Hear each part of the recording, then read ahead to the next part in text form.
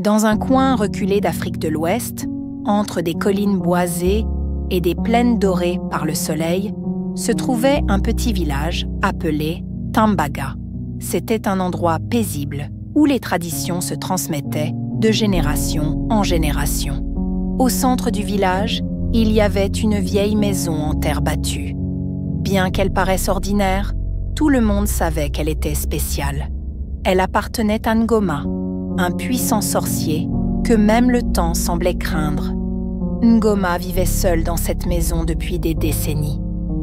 On disait qu'elle était le siège de puissants esprits protecteurs. Les enfants n'osaient pas jouer près de cette demeure et les adultes murmuraient des prières en passant devant. Mais tout cela allait être bouleversé lorsqu'un homme riche et arrogant entra dans le village. Malik était un homme d'affaires, connu pour son ambition dévorante. Il construisait des hôtels de luxe dans les endroits les plus improbables, transformant des terres paisibles en destinations touristiques bruyantes. Lorsqu'il arriva à Tambaga, il ne vit pas le charme ancestral du village, mais une opportunité en or. En apercevant la maison de Ngoma, il eut une idée grandiose. Cet endroit serait parfait pour construire un hôtel 5 étoiles, avec une vue imprenable sur les collines environnantes. Sans perdre de temps, il se rendit chez Ngoma pour lui proposer d'acheter la maison. « Vieil homme, dit-il en souriant, je veux acheter ta maison. Je te paierai plus que tu n'as jamais vu dans ta vie. » Ngoma, assis sur un tabouret devant sa porte, leva les yeux vers Malik. Ses pupilles sombres semblaient percer l'âme de l'homme d'affaires. « Cette maison ne se vend pas, » répondit-il calmement. « Elle n'est pas qu'une maison, elle est un sanctuaire. » Malik éclata de rire. « Un sanctuaire ? Allons donc. Tout se vend, vieil homme, tout a un prix. Réfléchis bien. » Ngoma, sans répondre, se leva lentement et rentra dans sa maison, refermant la porte derrière lui. Malik, vexé, repartit en jurant qu'il reviendrait.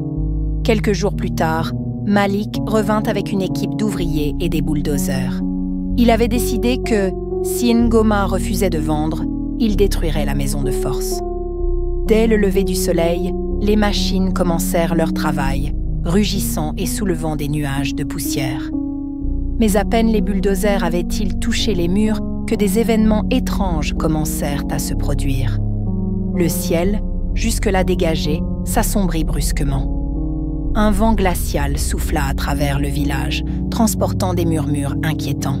Les ouvriers, pris de panique, refusèrent de continuer. Malik, furieux, les força à reprendre le travail. Ce ne sont que des superstitions. Avancez, ou vous ne serez pas payés. Les murs furent finalement abattus, mais lorsque la maison s'écroula complètement, le vent cessa soudainement. Un silence étrange s'installa, lourd et oppressant. C'est alors que Ngoma apparut au milieu des débris. Il semblait plus grand, plus imposant, et ses yeux brillaient d'une lueur surnaturelle. « Malik !» tonna-t-il. « Tu as ignoré mes avertissements.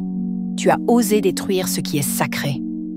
Désormais, tu seras maudit. » Malik s'avança, arrogant.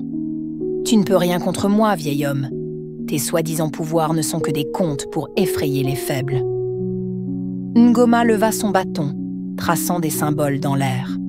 Il murmura des incantations dans une langue oubliée, et soudain, Malik tomba à genoux, pris d'un violent spasme. C'est là que le cauchemar commença. Malik sentit une étrange chaleur monter dans son ventre. Puis, sans comprendre ce qui lui arrivait, il ouvrit la bouche et vomit une poignée de sable. Au début, il pensa que c'était un simple incident, mais le sable continuait de couler, inarrêtable. Ses vomissements devinrent de plus en plus violents, et le sable jaillissait en quantité démesurée, comme une cascade infinie. Le sol autour de lui se couvrit rapidement de sable, formant des tas qui montaient jusqu'à ses genoux. Malik tenta de crier, mais ses mots étaient noyés dans les grains rugueux. Il suffoquait, son visage se crispant de douleur et d'effroi. Les villageois, rassemblés, observaient la scène avec horreur. Ils virent Malik vomir tant de sable qu'il aurait pu former une dune entière. Plus il tentait de résister, plus le sable sortait avec force, recouvrant ses vêtements, ses cheveux et même le sol autour de lui. Tu vomiras du sable jusqu'à ce que tu comprennes l'étendue de ta folie, déclara Ngoma d'une voix implacable. Pendant des jours, Malik erra dans le village, incapable de manger ou de boire. Chaque fois qu'il essayait, il vomissait encore plus de sable.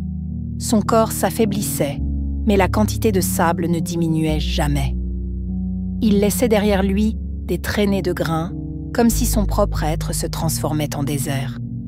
Finalement, brisé par le désespoir, il retourna voir Ngoma.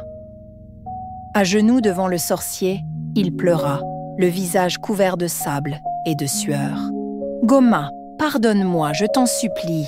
J'ai été aveuglé par l'avidité. Je ne voulais pas offenser les esprits. » Ngoma, impassible, répondit « Le pardon ne s'obtient pas par des paroles, mais par des actes.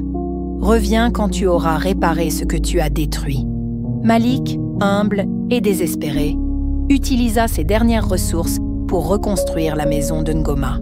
Il engagea des artisans du village et travailla lui-même, malgré son état misérable. Il érigea également un puits et fit don de fonds pour une école. Ce n'est qu'après avoir accompli ces actes que Ngoma leva la malédiction. Malik cessa de vomir du sable, mais il n'oublia jamais ce qu'il avait vécu. L'histoire de Malik devint une légende à Tambaga. On raconte qu'il passa le reste de sa vie à enseigner l'humilité et le respect des traditions. Et, jusqu'à aujourd'hui, on peut encore trouver, non loin du village, une petite dune de sable que personne n'ose toucher.